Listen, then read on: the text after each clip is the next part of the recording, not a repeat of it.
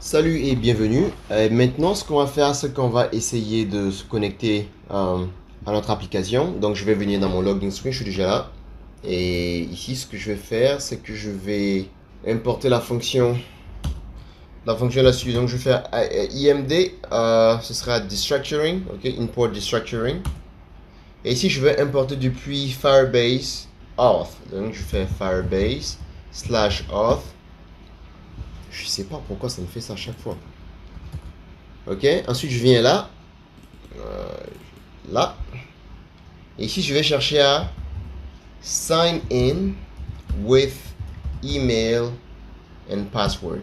Ok, donc c'est se connecter avec l'email et le password. Donc on a cette fonction maintenant de Firebase qui est disponible et on va l'utiliser pour se connecter. Donc je vais aller juste en dessous et je vais créer une fonction que je vais appeler handle login. Donc je vais faire const handle login. Ça va se charger de gérer la connexion. Et ici, à l'intérieur, ce que je vais faire, c'est que je vais dire si l'email ou le mot de passe est vide, on va dire à l'utilisateur de renseigner les informations. Donc ici, je vais dire if email égale à rien du tout, ou bien si le mot de passe, si le password triple égale à rien du tout.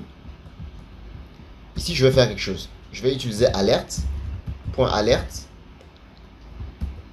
Et je vais dire erreur, remplissez tous les champs. Donc ici, je vais faire erreur, remplissez tous les champs. Ok. Et là, maintenant, je vais faire un else. Maintenant, c'est dans ce else que je vais dire sign in with email and password. Je vais utiliser le auth qu'on avait. Apparemment, je ne l'ai pas encore importé. Donc, je vais l'importer. Voici ça qui est là. Je l'importe. Ça vient là. Ok. Donc, je l'ai. Et je vais utiliser l'email et le password pour me connecter. Et dans le cas où ça passe avec succès, donc je vais faire un then ici. Et je vais faire un log. Ok. Et dans ce log, je vais dire... je vais déjà effacer ce point virgule. Et dans ce log, je vais dire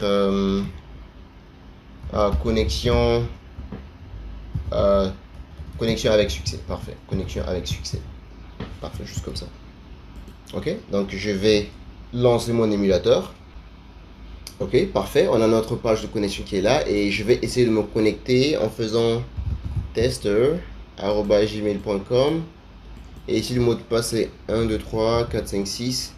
Et si je valide, si c'est bon, on devrait avoir un message de succès qui est là. Donc, je vais valider.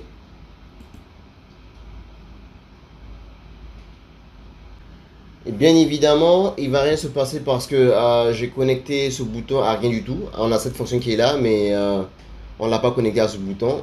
Donc, je vais venir copier ça. Et je vais aller à se connecter.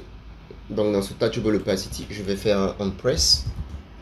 Donc, dans le onPress, je vais faire égal et je vais mettre la fonction. Juste comme ça. Donc, maintenant, je peux faire mon CTRL S et je vais refaire la même chose. Donc, je vais cliquer sur se connecter. Et effectivement, ça passe. Si j'avais supprimé tout ça et que je fais ça, on a le message remplissez tous les champs. Donc, tout est bon. Parfait. On va stopper cette vidéo là. Et dans la vidéo prochaine, on va commencer à parler de Context API. Donc, je vous verrai à la vidéo suivante.